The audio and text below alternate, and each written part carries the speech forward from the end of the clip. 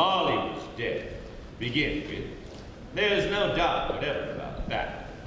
The register was buried, was signed by the clergyman, the clerk, the undertaker, and the chief mourner. Old Marley was as dead as a doornail. Scrooge knew he was dead? Of course he did. How could it be otherwise? Scrooge and he were partners for I don't know how many years. Scrooge was his sole executor, his sole administrator, his sole assigned, his sole residual legatee, his sole friend, and sole mourner.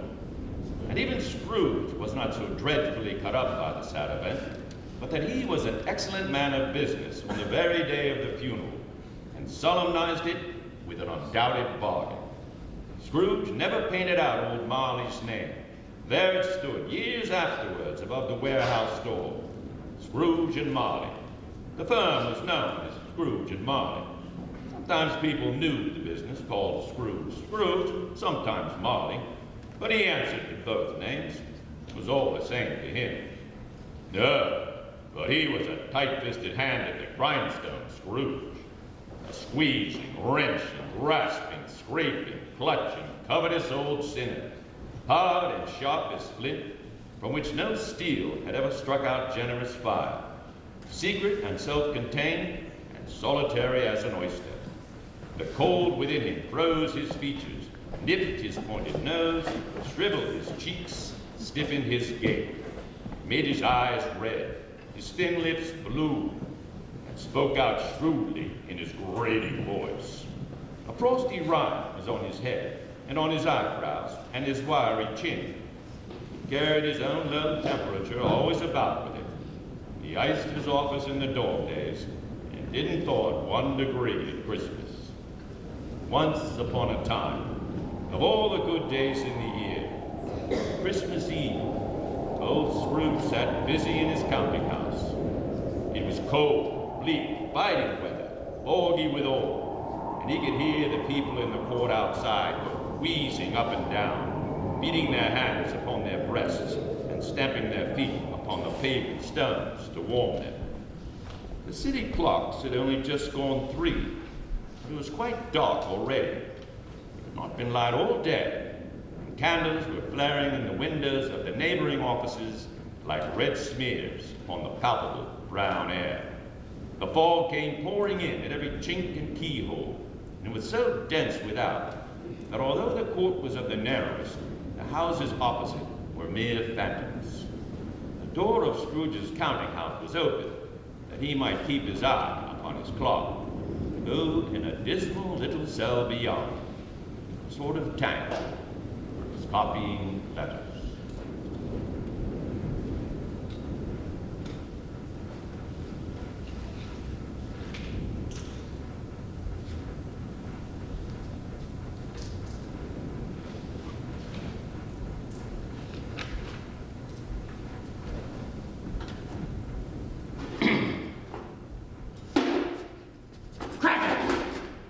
What are you doing?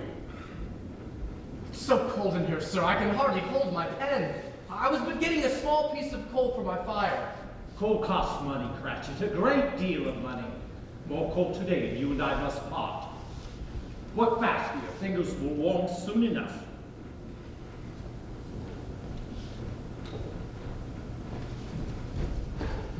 Merry Christmas, Uncle! God save you! Merry Christmas. Bah! Pick up that hat. Christmas a humbug, Uncle. You don't mean that, I'm sure. I do. Merry Christmas. What right have you to be merry? What reason have you to be merry? You're poor enough. Come then. What right have you to be dismal? What reason have you to be morose? You're rich enough. Bah! Don't be angry, Uncle. What else can I be? But I live in such a world of fools as this. Merry Christmas. Out upon Merry Christmas. What is Christmas time to you but a time for paying bills without money? A time to finding yourself a year older and not 1 hour richer. If I could work my will, every idiot who goes about with Merry Christmas on his lips would be boiled in his own pudding and buried with a stake of holly through his heart. Uncle! Nephew, keep Christmas in your own way and let me keep it in mine. Keep it? But you don't keep it. Let me leave it alone then. Much good it may do you, much good it has ever done you. Uncle, there are many things from which I might have derived good, by which I have not profited. I dare say Christmas amongst the rest. But I have always thought of Christmas time as a good time. A kind, forgiving, charitable time. The only time I know of in the long calendar of the year when men and women seem by one consent to open their shut-up hearts freely. And to think of people below them as if they really were fellow passengers to the grave, and not another race of creatures bound on other journeys, and therefore, Uncle, though it has never put a scrap of gold or silver in my pocket, I believe it has done me good, will do me good, and I say God bless it! God bless it! Let me hear another sound from you, and you'll keep your Christmas by losing your situation. Now, nephew, you're quite a powerful speaker. I wonder you don't go into Parliament. Don't be angry, Uncle. Come, dine with us tomorrow. I'll see you in Hades first. But why? Why? Why did you get married? Because I fell in love. Because you fell in love. Good afternoon. Nay, Uncle, but you never came to see me before that happened. Why give it as reason for not coming now? Good afternoon. I want nothing from you. I ask nothing of you. Why cannot we be friends? Good afternoon. Uncle, I am sorry, with all my heart, to find you so resolute. We have never had any quarrels, to which I have been a party, but I have made the trial in homage to Christmas, and I'll keep my Christmas humor to the last. A Merry Christmas, Uncle! Good afternoon. And a Happy New Year! Good afternoon. A Merry Christmas, Clark, and a Happy New Year! Merry Christmas. Merry Christmas, sir. Merry Christmas, eh, my fine fellow? A clock with but 15 shillings a week, and a wife and a family talking about a Merry Christmas? I'll retire to Bedlam. Merry Christmas. Bah humbug! There's a lady here, sir, wishing to see you. Show her in, and be quick about it. A waste of the firm's time, this business of Christmas. Let's see. Scrooge and Marley's, I believe. Have I the pleasure of addressing Mr. Scrooge or Mr. Marley?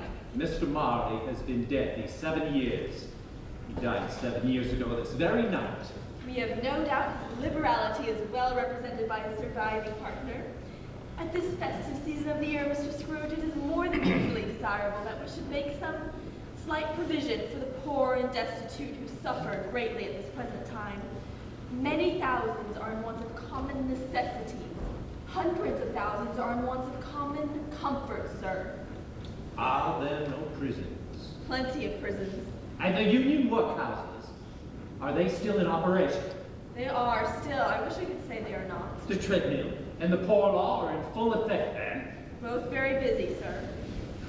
I was afraid from what you said that something had occurred to stop them in their useful course. I am very glad to hear it. Under the impression that they scarcely furnish Christmas cheer of mind or body to the multitude, a few of us are endeavoring to raise a fund to buy the poor some meat and drink and means of warmth. What shall I put you down for? Nothing. You wish to be anonymous. I wish to be left alone. Since you ask what I wish, that is my answer. I don't make merry myself at Christmas, and I can't afford to make idle people merry. I help support the establishments I have mentioned, and those who are badly off must go there. Many can't go there, and many would rather die. If they would rather die, then they had better do it, and decrease the surplus population. It is not my business. Good afternoon. And I can't put you down for something, Mr. Scrooge. Not a shilling. Good afternoon. Good afternoon, and may I say a Merry Christmas to you, Mr. Scrooge. Good afternoon. Show her the door, Clark. Merry Christmas indeed. Humbug.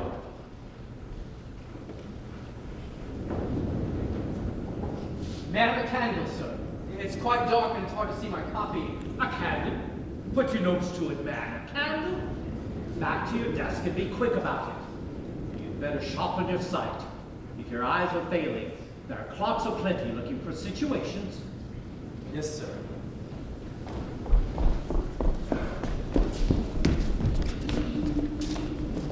God rest you, merry gentlemen, let nothing you dismay.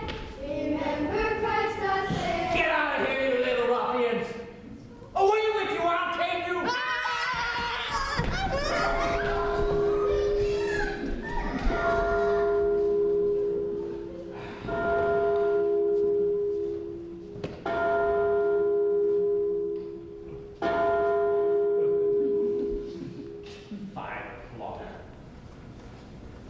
You'll walk all day tomorrow, I suppose. If it's quite convenient, sir. It is not convenient, and it is not fair. If I was to stop half a crown for it, you'd think yourself ill-used. Yet you don't think me ill-used when I pay a day's wages for no work. It's only once a year, sir. A poor excuse for picking a man's pocket every 25th of December. But I suppose you must have the whole day. Be here all the earlier next morning. I will, sir. I will. And thank you, sir. Scrooge took his melancholy dinner in his usual melancholy tavern, and having read all the newspapers and beguiled the rest of the evening with his banker's books, went home to bed. He lived in chambers which had once belonged to his deceased partner. The yard was so dark that even Scrooge, who knew its every stone, was fain to grope with his hands. Now it is a fact that there was nothing at all particular about the knocker on the door, except that it was very large. It is also a fact that Scrooge had seen it night and morning during his whole residence in that place. Also that Scrooge had as little of what is called fancy about him as any man in the city of London, and he had not bestowed one thought on Marley since his last mention of his 7 years dead partner that afternoon.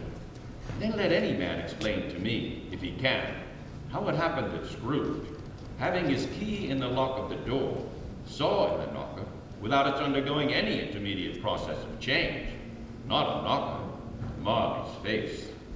Marley's face was not in impenetrable shadow, as the other objects in the yard were, but had a dismal light about it, like a bad lobster in a dark cellar. It was not angry or ferocious, but looked at Scrooge as Marley used to look, ghostly spectacles turned up upon its ghostly forehead. Though the eyes were wide open, they were perfectly motionless. That and its livid color made it horrible, but its horror seemed to be in spite of the face and beyond its control, rather than a part of its own expression. As Scrooge looked fixedly at this phenomenon, he was a knocker again. To say that he was not startled would be untrue. But he put his hand upon the key he had relinquished, turned it sturdily, walked in, and lighted his candle. He did pause with a moment's irresolution before he shut the door, and he did look cautiously behind it first. But there was nothing on the back of the door except the screws and nuts that held the knocker on. So he said, "Po, po," and closed it with a bang. The sound resounded through the house like thunder. Every room above and every cask in the wine merchant's cellars below appeared to have a separate peal of echoes of its own. Scrooge was not a man to be frightened by echoes. He fastened the door, walked across the hall, slowly too, trimming his candle as he went. Half a dozen gas lamps out of the street wouldn't have lighted the entry too well, so you may suppose that it was pretty dark with Scrooge's dip. On Scrooge went, not caring a button for that. Darkness is cheap, and Scrooge liked it. But before he shut his heavy door, he walked through his room to see that all was right. He had just enough recollection of the face to desire to move that. All as it should be.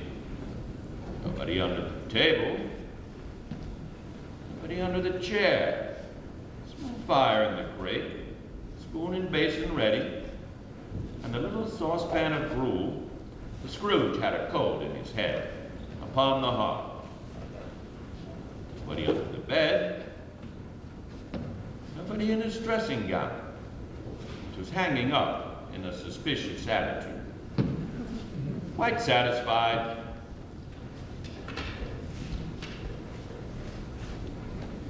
he closed his door, locked himself in, double locked himself in, which was not his custom. Thus, secured against surprise, he took off his coat and his overcoat,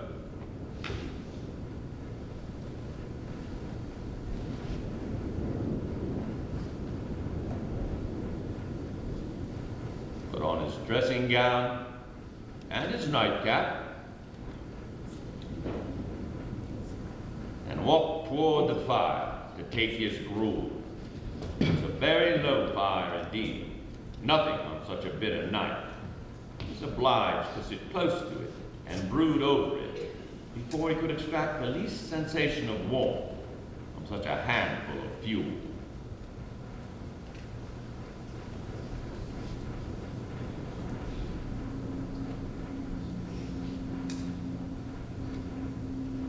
As he threw his head back in the chair, his glance happened to rest upon a bell, a disused bell that hung in the room.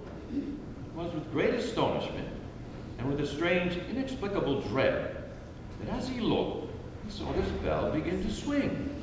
It swung so softly in the outset that it scarcely made a sound, but soon it rang out loudly, and so did every bell in the house.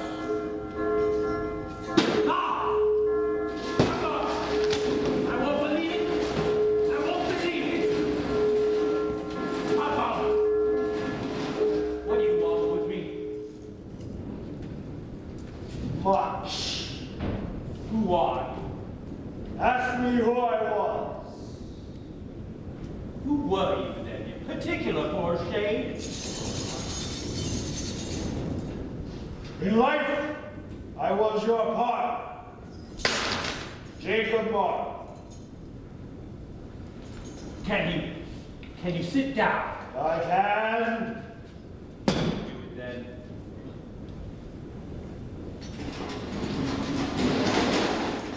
You don't believe? I don't. What evidence would you have of my reality beyond that of your own senses? I don't know. Why do you doubt your senses? Because a slight disorder of the stomach can make them cheat. You might be an undigested bit of beef, a block of mustard, a crumb of cheese,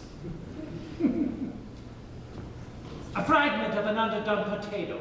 Why, there's more of gravy than of grave about you, whatever you are. You see this toothpick? I do, You're not looking at it. but I see it, notwithstanding. Well, I have but to swallow this and be for the rest of my days persecuted by a legion of goblins, all of my own creation. Humbug, I tell you, humbug! Whoa! Mercy, dreadful apparition, why do you trouble me? Man of the lonely mind, do you believe in me or not? I do, I must. But why do spirits walk the earth, and why do they come to me? It is required of every man that the spirit within him should walk abroad among his fellow men and travel far and wide. If that spirit goes not forth in life, it is condemned to do so after death. You are fettered. Tell me why. I wear the chains I forged in life. I labor link by link and yard by yard. I girded them about me of my own free will, and of my own free will I wore them. Is its pattern strange to you? Or would you recognize the weight and length of the strong coil you bear yourself? It was full, as heavy, and as long as this 7 Christmas Eves ago. You have labored on it since. It is a ponderous chain. Jacob, Jacob Marley. Tell me more. Speak comfort to me. I have none to give. It comes from other regions, Ebenezer Scrooge. It is conveyed by other ministers to other kinds of men. Nor can I tell you what I would. A very little more is all permitted me. I cannot stay, I cannot rest, I cannot linger anywhere. My spirit never walked beyond our counting house. Mark me! In life, my spirit never roved beyond the narrow limits of our money-changing hole, and weary journeys lie before me. You must have been very slow about it, Jacob. Slow? 7 years dead this Christmas Eve and traveling all the time. The whole time. No rest, no peace, incessant torture of remorse. You travel fast. On the wings of the wind. You might have found over a great quantity of ground in 7 years, Jacob. Oh! Captain found and double ironed. Not to know that any Christian spirit working kindly in its little sphere, whatever it may be, will find its mortal life too short for its vast means of usefulness. Not to know that no space of regret can make amends for one life's opportunities misused. Yet, such was I. Oh, such was I. But you were always a good man of business, Jacob. Business? Mankind was my business. The common welfare was my business. Charity, mercy, forbearance, benevolence were all my business. The dealings of my trade were but a drop of water in the comprehensive ocean of my business. At this time of the rolling year, I suffer most. Why did I walk through crowds of fellow beings with my eyes turned down, and never raise them to that blessed star which led the wise men to a poor abode? Were there no poor homes to which its light would have conducted me? Hear me. My time is nearly gone. I will, but don't be hard on me, Jacob. Don't be flowery, pray. I am here tonight to warn you that you have a chance and hope of escaping my fate, a chance and hope of my procuring Ebenezer. You were always a good friend to me, Jacob. Thank you. Ebenezer Scrooge, you will be haunted by 3 spirits. That is the chance and hope you mentioned. It is. I think I'd rather not. Without their visits, you cannot hope to shun the path I tread. Expect the first tomorrow when the bell tolls 1. Couldn't I take them all at once, Jacob, and have it over? Expect the second on the next night at the same hour. The third on the next night. And the last stroke of 12 has ceased to vibrate. Look to see no more, and look back for your own sake. You remember what has passed between us. I must be gone. Jacob Marley? Where are you, Jacob? Gone? He's gone. Leaving the door double locked as I did have it.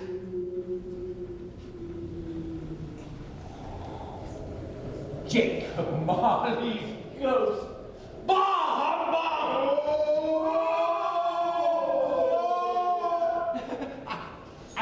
I'm going to bed.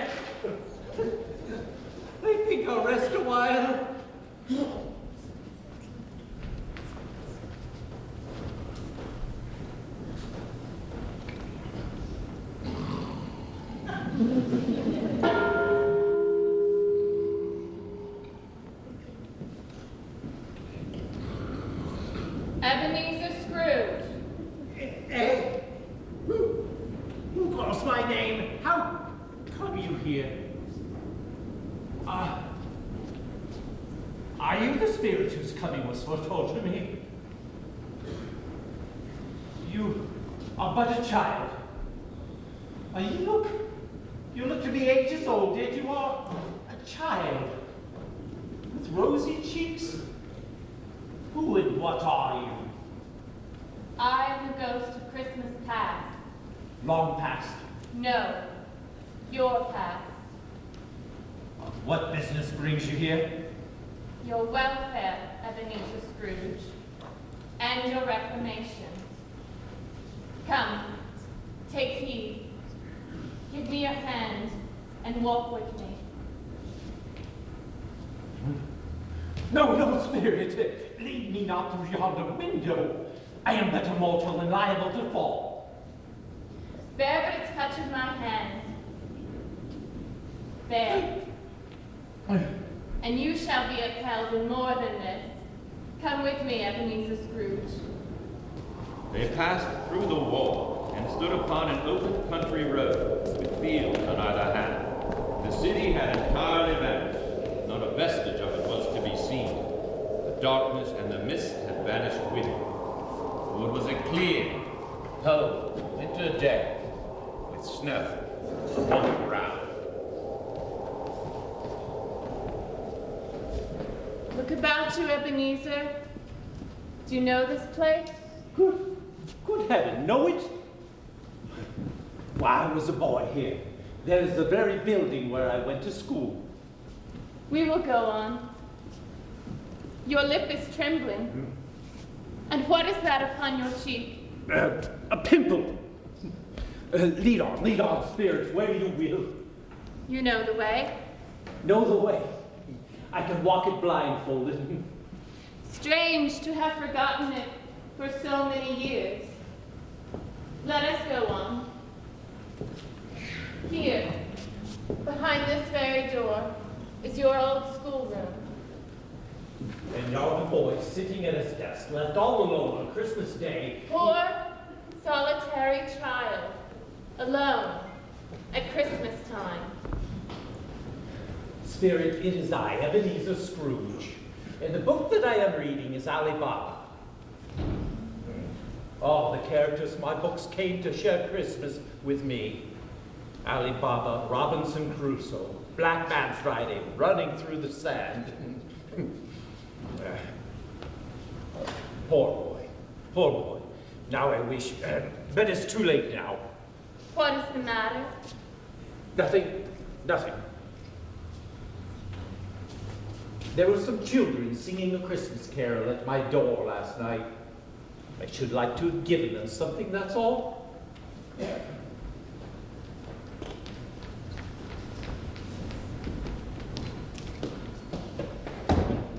Dear brother, I've come to bring you home, dear brother. To bring you home.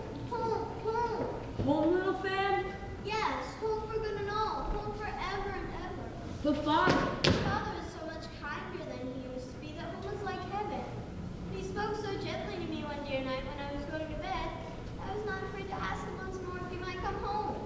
what did he say? He said yes, you should, and sent me in a coach to bring you. Oh, wonderful. And you're to be a man and never to come back here. But first we're to be together all the Christmas long and have the merriest time in the world. You're quite a woman, little fan. Come on, we must hurry. They're putting your trunks on the coach now. Oh, little fan, we're going to have such a wonderful Christmas this year. Come on, we must hurry. Always a delicate creature, whom a breath might have withered, but she had a large heart. So she had. You were right, I'll not gainsay it, Spirit, God forbid. She died a woman, and had, as I think, children. Yes, one child. True. Your nephew. Yes, my nephew Fred. Come with me.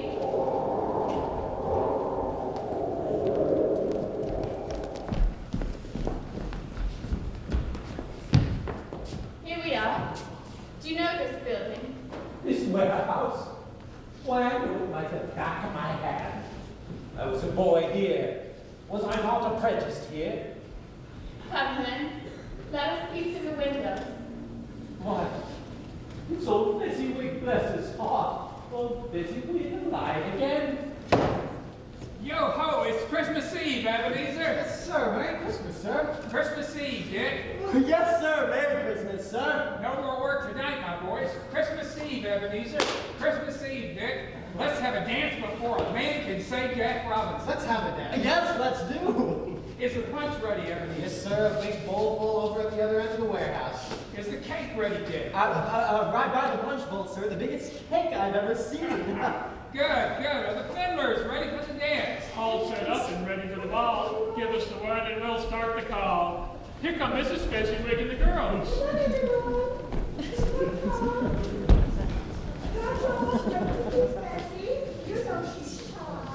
Now put away the mistletoe and let each girl take her a bow. Let's have the music and we'll start the dance.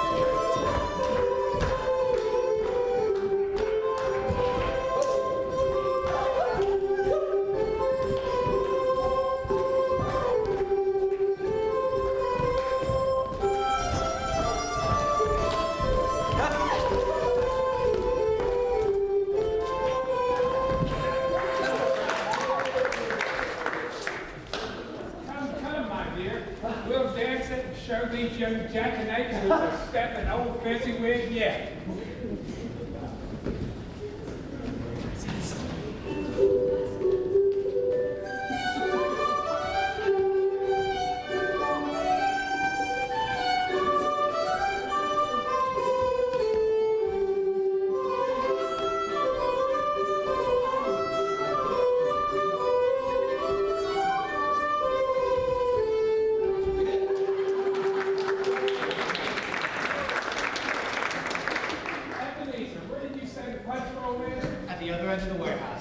Come, my dear, let's lead the way to the punch bowl. Come on, everyone. Let's have some punch and cake, and then we'll have a game of fortune. Then we'll have cold roast, boiled potatoes, and mince pie. Merry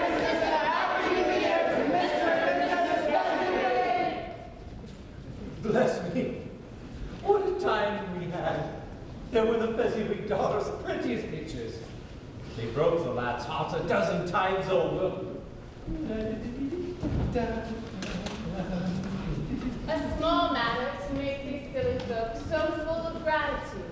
Small? Why, is it not? He has spent but a few pounds of your mortal money, 3 or 4 perhaps. Is that so much he deserves this praise? It isn't the money. Fezziwig had the power to make us all happy, to give us pleasure in small things. Oh, I wish. What is the matter? Nothing particular. Something, I think. I should like to be able to say a word or two to my club just now, that is all. My time grows short. I want to watch a moment more. Let me stay a bit longer. Give me your hand.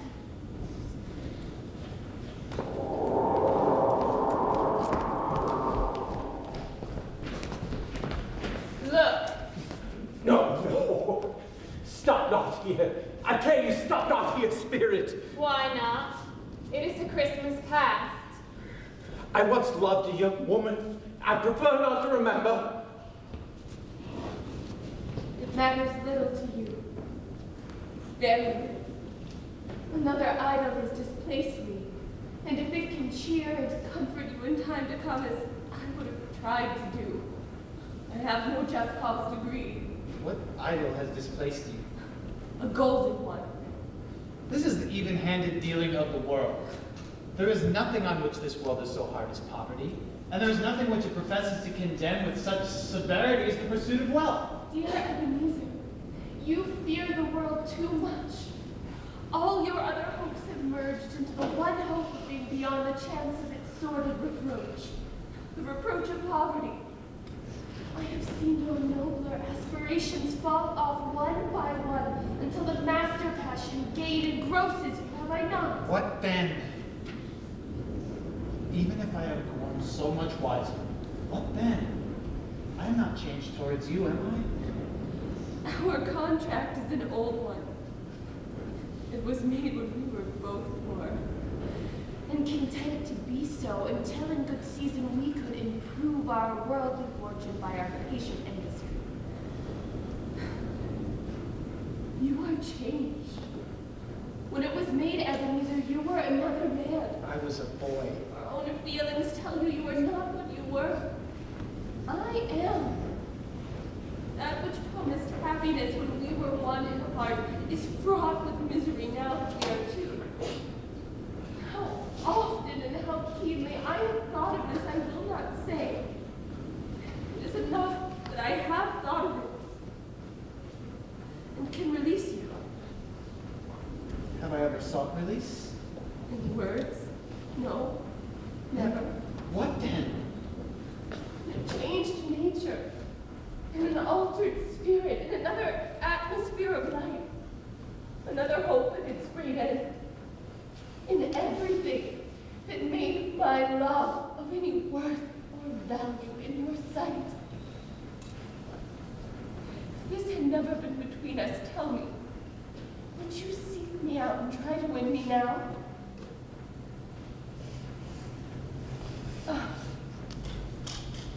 No. You think not? I would gladly think otherwise if I could, heaven knows.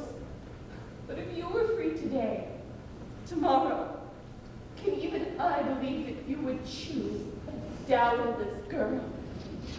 You, who in your very confidence with her weigh everything by gain. Or even if you should, do I not know that regret would surely follow? I do. And I release you.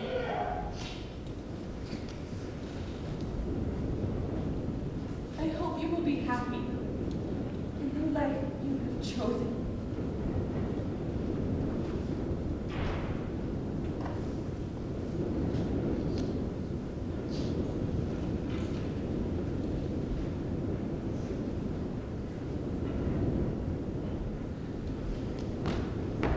You no more spirit!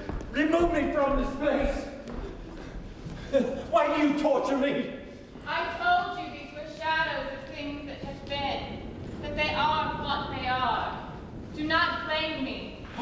no more. Take me back. Leave me, spirit.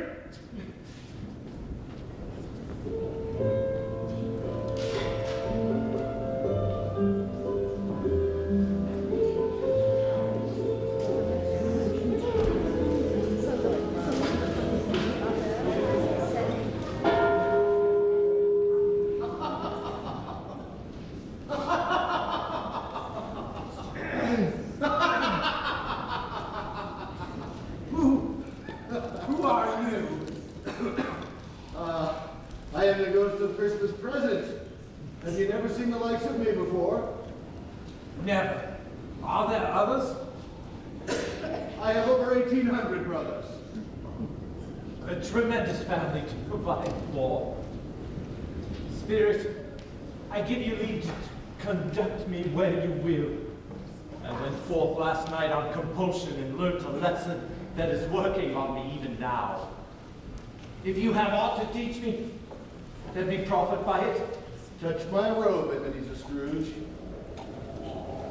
The room, the fire, the ruddy glow, the hour of night all vanished instantly, and they stood in the city streets on Christmas morning. There was nothing very cheerful in the climate of the town, and yet there was an air of cheerfulness abroad that the clearest summer air and brightest summer sun might have endeavored to diffuse in vain. For the people who were shoveling away on the housetops were jovial and full of glee, calling out to one another from the parapets, and now and then exchanging a facetious snowball, laughing heartily if it went right, and not less heartily if it went wrong. But soon the steeples called, good people all, church and chapel, and away they came, flocking through the streets in their best clothes, scores of by-streets, lanes, and nameless turnings, innumerable people carrying their children to the baker's shops. The sight of these poor revelers appeared to interest the spirit very much, for he stood with Scrooge beside him and sprinkled incense on their dinners from his torch. And it was a very uncommon kind of torch, for once or twice when there were angry words between some dinner carriers who had jostled each other, he shed a few drops of water on them from it, and their good humor was restored directly. For they said it was a shame to quarrel on Christmas Day. So it was. God love it, so it was. Is there a particular flavor you sprinkled from your torch? There is. My own. Would it apply to any kind of dinner on this day? To any kindly gift. To a poor one most. Why to a poor one most? Because it needs it most, man. They went on, invisible, as they had been before, into the suburbs of the town. Perhaps it was the pleasure the good spirit had in showing off this power of his. Perhaps it was his own kind, generous, hearty nature, and his sympathy with all poor men that led him straight to Scrooge's clerks. For there he went, and took Scrooge with him, holding to his robe. And on the threshold of the door, the spirit smiled and stopped to bless Bob Cratchit's dwelling with the sprinkling of his torch. Bring the plates, dear. Right here, Mother.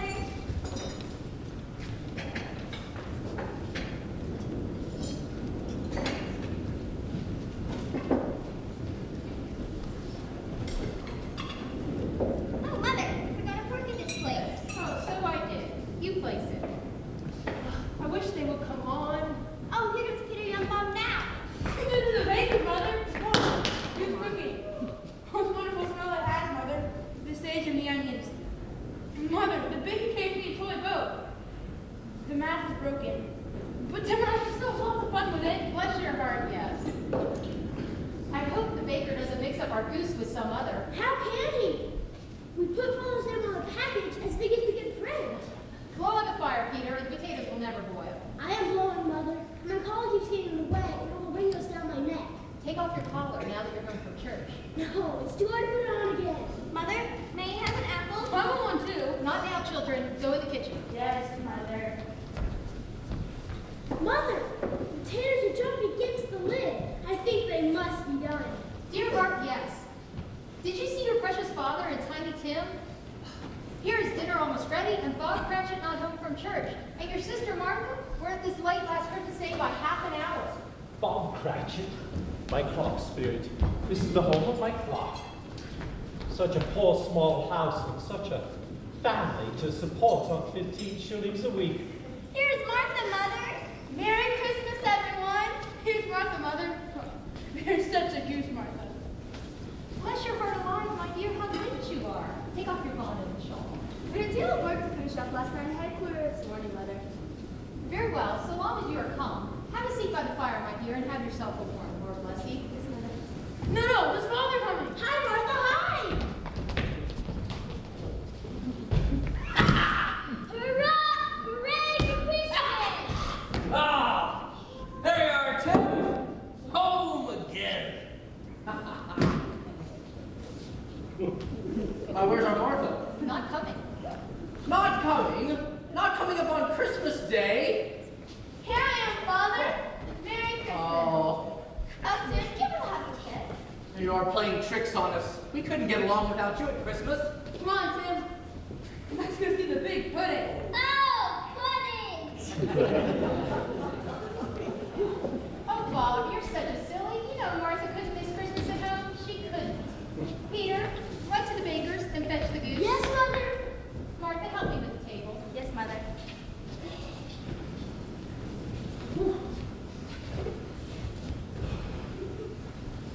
Belinda, hand me the large platter. Let me dust it well. It hasn't been used since last Christmas. See, I've already spread the folly through the center. Thank you, dear. That looks lovely. How did little Tim behave himself in church? As good as gold. And better. Somehow, he gets thoughtful sitting by himself so much. He thinks the strangest things you ever heard. He told me coming home that he hoped the people saw him in the church because he's a cripple. And it might be pleasant for them to remember upon Christmas Day who made lame beggars walk and blind men see. Bless his little heart. Martha, don't you think Tim's getting stronger and more hardy? Father, I wish it was true. Here's coming with the goose, Mother. Hooray for Christmas! Such a goose, isn't it, Tim? I hope everyone in the world can have a goose as big and fine as ours. Peter, come check to see if the potatoes are ready. Martha, help me finish getting the dinner. Yes, Mother. Peter, are the potatoes ready? Perfect! Well, I love the fork they're so flippy. Let me mash them, I'll leave them smooth. I promise. Very well. There's milk all poured and butter in the cup. Don't forget the salt. Children, come help set the chairs. Belinda, how's the applesauce? It needs more sugar. Please. Right you are. Just a heaping teaspoonful. Children, come set the chairs. Let me set Father's chair. I'll set Mother's.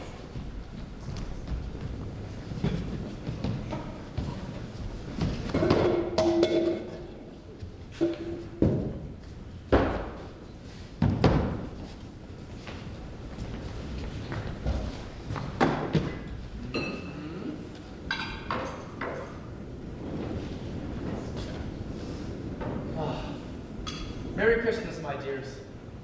God bless us. Another toast. I give you Mr. Scrooge, the founder of the feast. Founder of the feast, indeed. I wish I had him here. I'd give him a piece of my mind to feast upon. I hope we'd have a good appetite for it. My dear, the children, it's Christmas Day. It should be Christmas Day, I'm sure, on which one drinks the health of such an odious, stingy, hard, unfeeling man as Mr. Scrooge. You know he is, Robert. No one knows it better than you, poor fellow. I have no patience with him. It's Christmas Day. I'll drink his health for your sake, and the day's, not his. Here's to his long life, Merry Christmas and a Happy New Year. He'll be very merry and very happy, I have no doubt.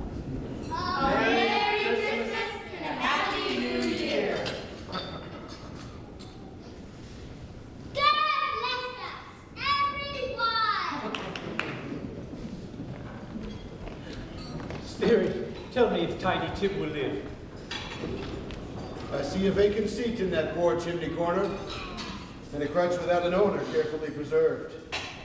If these shadows of the future remain unchanged, none of my kin will find him there. No, no. Oh, no, kind spirit. Say he will be spared. If these shadows remain unchanged, the child will die. What then? If he is want to die, perhaps he should do it and decrease the surplus population. Then, if men you be of heart, be not adamant. Deny and forbear your wicked kin until you have determined what the surplus is and where it is. Will you say what men shall live, what men shall die? It may be that in the sight of heaven you are more worthless and less fit to live than 1,000,000 of this poor man's child. Have done with your tears. Come with me.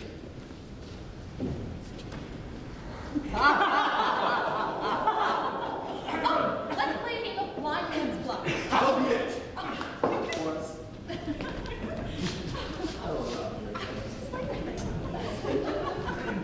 Ready?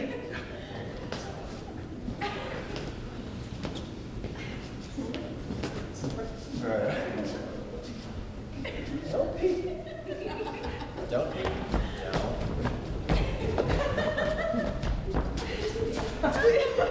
Lawrence!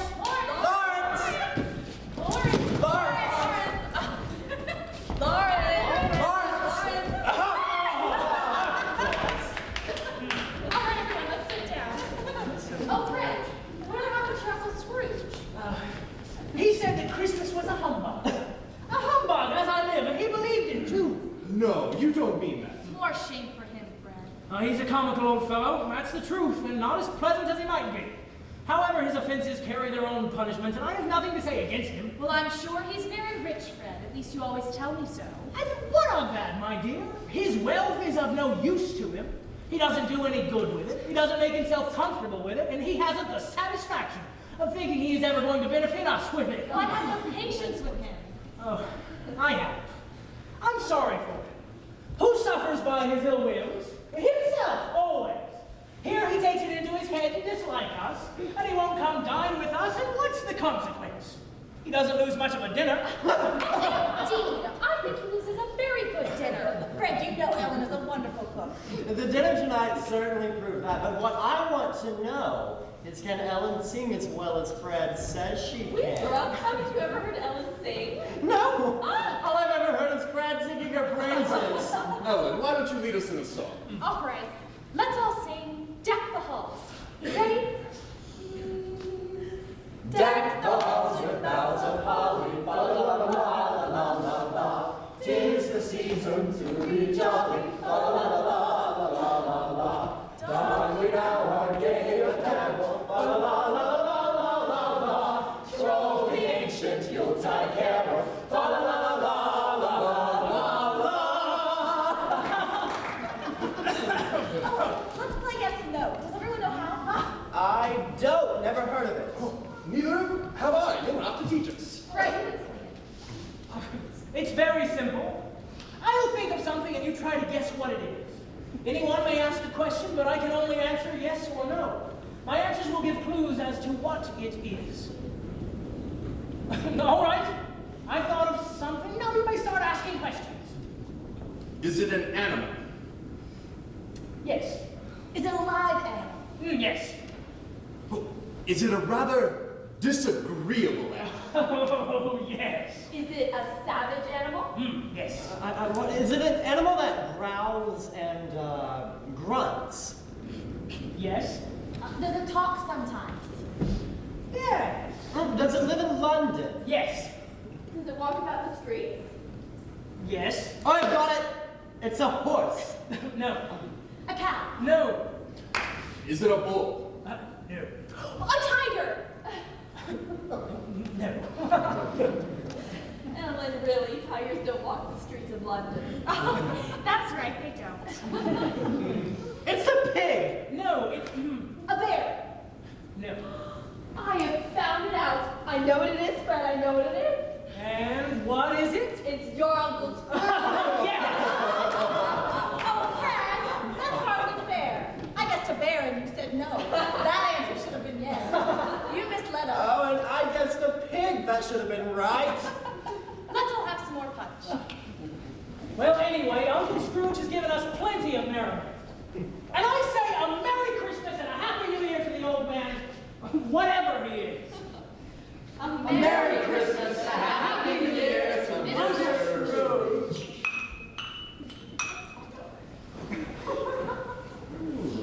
Oh, let's all sing Good King Wenceslas. Ready? Good King Wenceslas looked out on the feast of Stephen, when the snow lay all about, deep and crisp and even. Brightly shone the moon that night, though the frost was cruel. When a boy and king inside, gathering winter bugles. Uncle Scrooge had imperceptibly become so gay and light of heart that he would have pledged the unconscious company in return and thanked them in an inaudible speech. The ghost had given him time. The whole scene passed off in the breath of the last notes of the song, and he and the spirit were again upon their travels. Much they saw, far they went, and many homes they visited, but always with a happy end. The spirit stood beside sick beds, and they were cheerful. On foreign lands, and they were close at home. Struggling men, they were patient in their greater hope. By poverty, and it was rich. In almshouse, hospital, and jail. In misery's every refuge, where vain man, in his little brief authority, had not made fast the door, barred the spirit out. He left his blessing and taught Scrooge his precepts. It was a long night. If it were only a night, Scrooge had his doubts of this, because the Christmas holidays appeared to be condensed into the space of time they passed together. It was strange, too. While Scrooge remained unaltered in his outward form, the ghost grew older, clearly older. Are spirits' lives so short? My time upon this globe grows brief. It's tonight. Tonight? Tonight at midnight. The time is drawing near. Forgive me if I'm not justified in what I ask. But I see something strange not belonging to yourself protruding from your skirts. Is it a foot or a claw? It might be a claw, but for the flesh upon it. Look here, man. Look here. Down here, sir. Spirit, are they yours? They are man's. They cling to me, appealing from their fathers. The boy is ignorance. The girl is want. Beware them both in all their degree, but beware the boy most. For upon his brow is written doom, unless these words are erased. Deny it, slander he who tells it ye, admit it for your factious purposes, and make it worse and bide the end. But have they no refuge or resource? Are there no prisons? Are there no workhouses?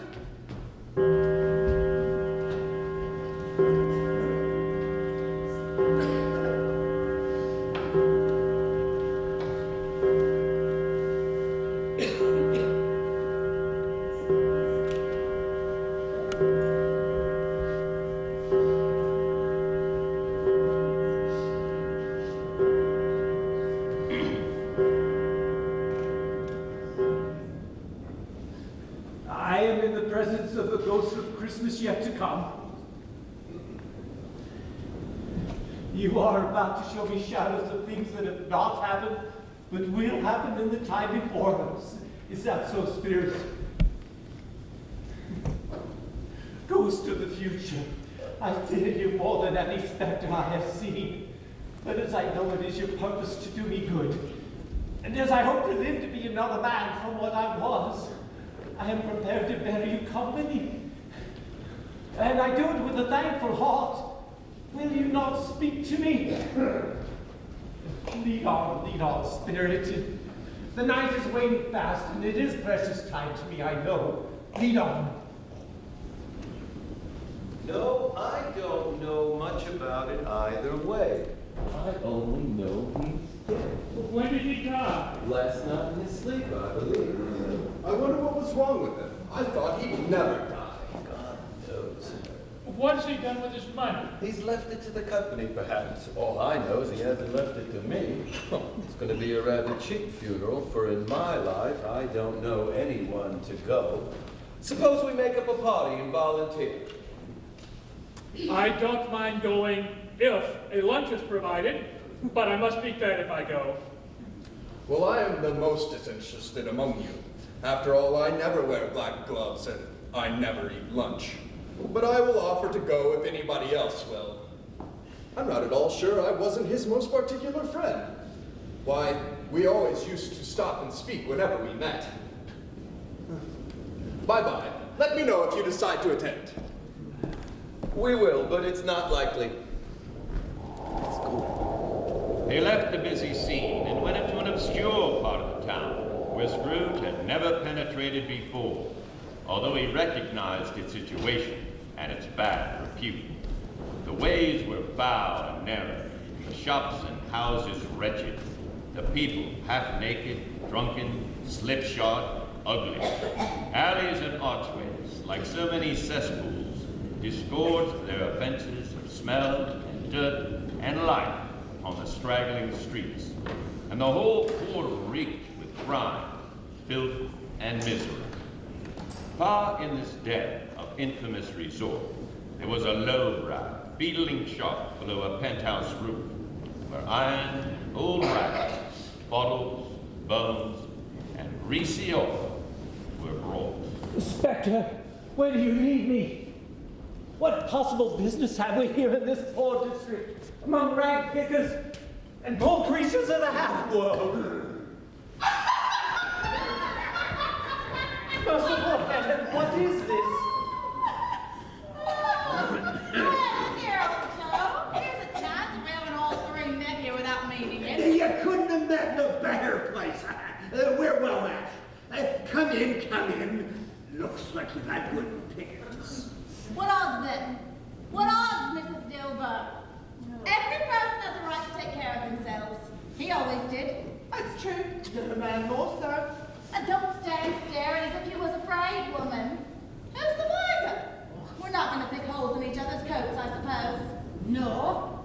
No, indeed. I should hope not. Very well, then. That's enough. Who's the worse for the loss of a few things like these? Not a dead man, I suppose. If he wanted to keep him after he was dead, the wicked old man, why wasn't he natural in his lifetime? If he had been, he'd have had someone to look after him when he was struck with death, instead of lying and gasping out his last there alone by himself. Aye, 'tis true, it's word that ever was spoke. Is there judgment on him? I wish it were a little heavier one. And it may have been, you could depend on it if I could have laid my hands on anything else. Open the bundle, John. Take out the money. I'm not afraid to be the first, nor afraid for them to see it. We knew pretty well that we're helping ourselves when we met here, I suppose. Let me know the value of it. That's your account. And I wouldn't give another sixpence if I was to be boiled for not doing it. Who's next? There,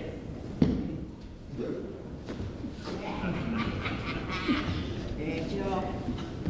These things ought to be worth a great deal.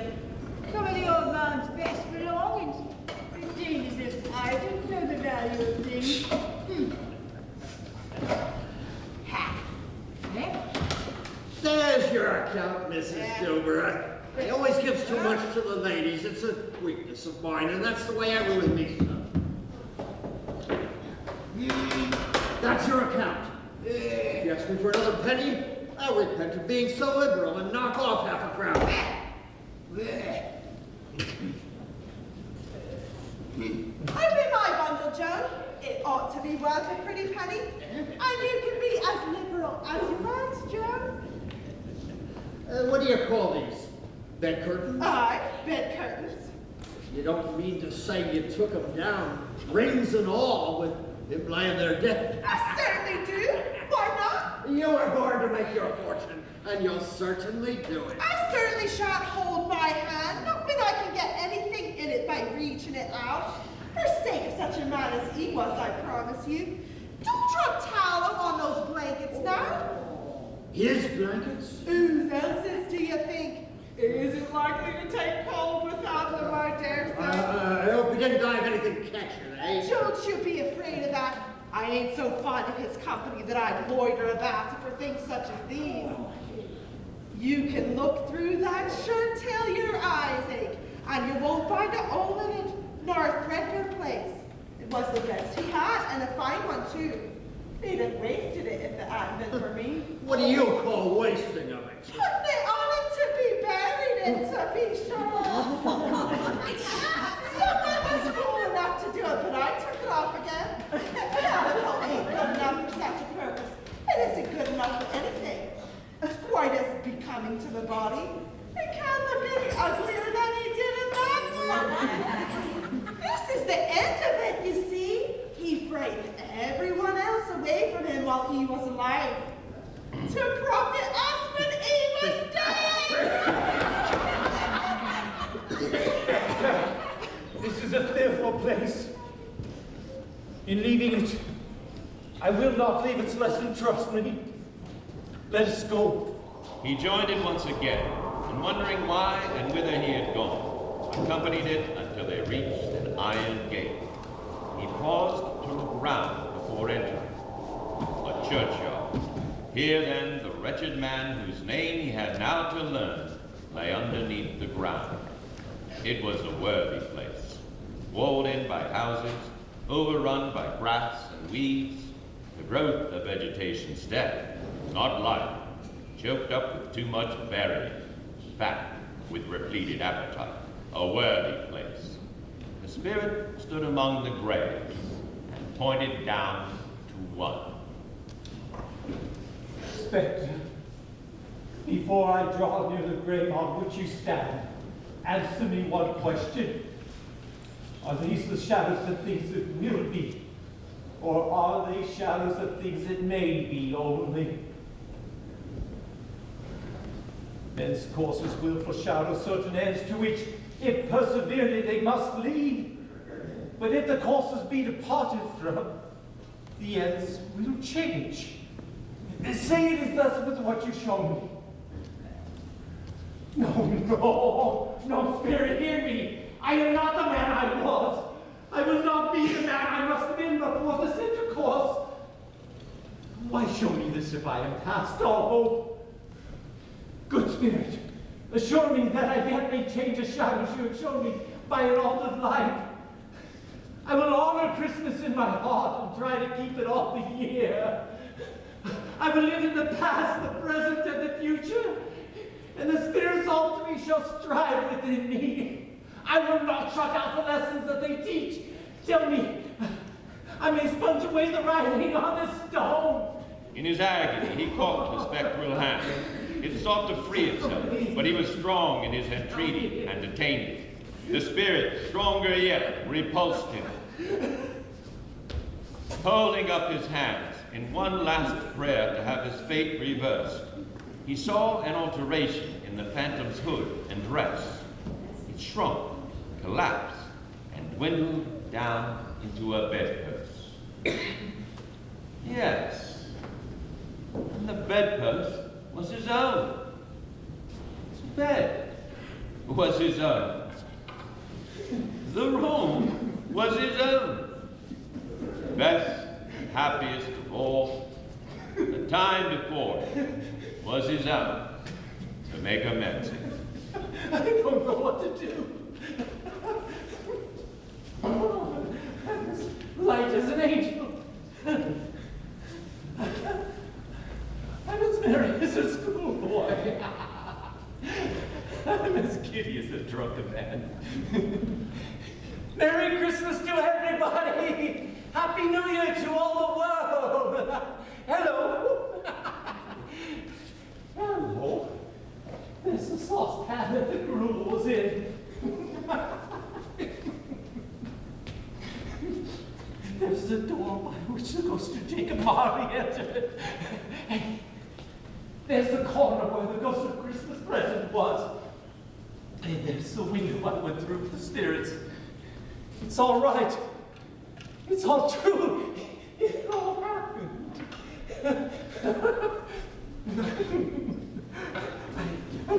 day of the month it is. Don't know how long I've been among the ancients, the spirits.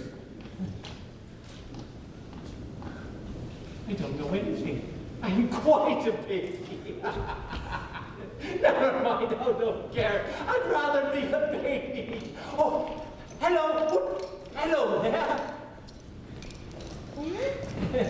What's today, my fine fellow? Well, today is Christmas Day, sir. It's Christmas Day? I haven't missed it. The spirits have done it all in one night. They can do anything they want. Of course they can. Hello, my fine fellow. Hello. Do you know the Poulters on the next street but one at the corner? I should hope I did. An intelligent boy, a remarkable boy. Do you know if they've sold the prize turkey that was hanging up there? Not the little prize turkey, the big one. What, the one as big as me? Delightful boy. Pleasure to talk to him. Yes, my buck. It's hanging there now. He is? Go and buy it. Go on. Oh, no. I'm in earnest. Go and buy it and tell him to bring it here at once. Come back with the man and I'll give you a shilling. I'll come back in less than 5 minutes. I'll give you half a crown. Oh, I shall give them directions where to send it. I'll send it to Bob Cratchit. He shan't know who sent it. It's twice the size of Tiny Tim. Now there's a boy I'm going to do something handsome for. The best doctors are what he needs, and he shall have them. And an education. I'll take dinner at Bob Cratchit's. Fine fellow. No, I'll take dinner with my nephew. A fine fellow, my nephew. Oh. Hoorah, it's Christmas Day. God bless it. Oh, come here if you please. Come on, dear lady, how do you do? I hope you succeeded yesterday. It was very kind of you. A Merry Christmas to you. Mr. Scrooge? Yes, that is my name, and I fear it may not be pleasant to you. Allow me to ask your pardon. And will you do me the kindness?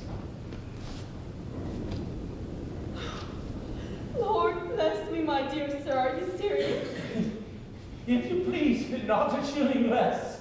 There are a great many back payments included in it, I assure you. Will you do me that favor? My dear sir, I don't know what to say to such munificence. Don't say anything.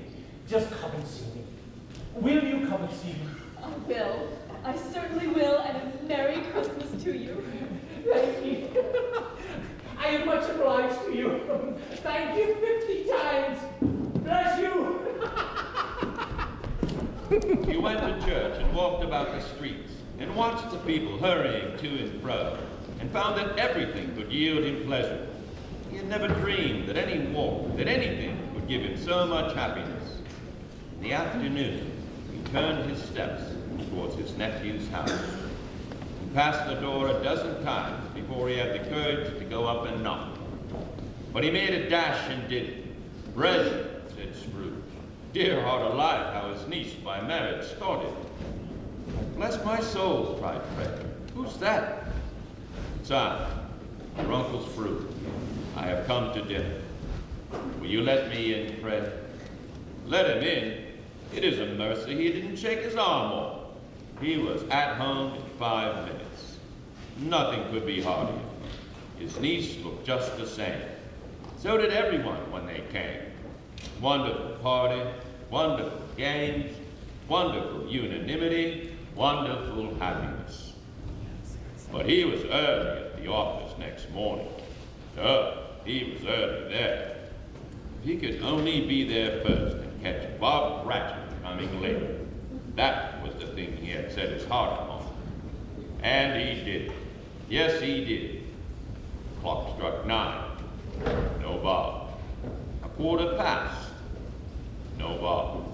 He was full 18 minutes and a half behind his time. Scrooge sat with his door wide open that he might see him come in.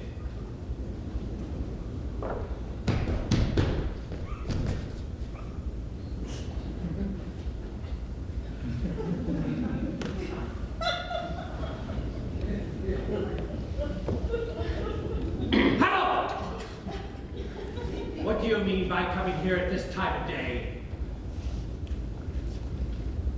I'm very sorry, sir. I am behind my time.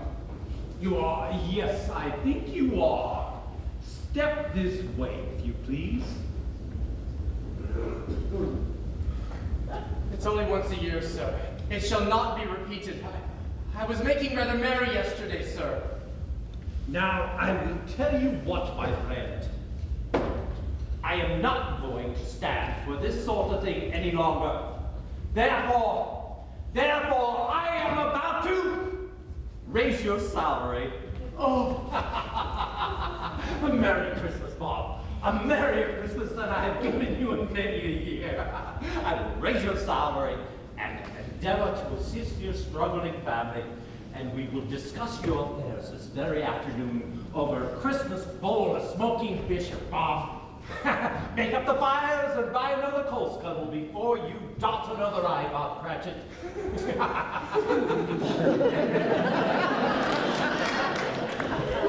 Words was better than his word. He did it all and infinitely more. And to Tiny Tim, who did not die, he was a second father. He became as good a friend, as good a master, and as good a man as the good old city knew. Or any other good old city, town or borough, a good old world. And it was always said of him that he knew how to keep Christmas well, if any man alive possessed that knowledge. May that be truly said of us, and all of us. So, as Tiny Tim observed, God bless us, every one.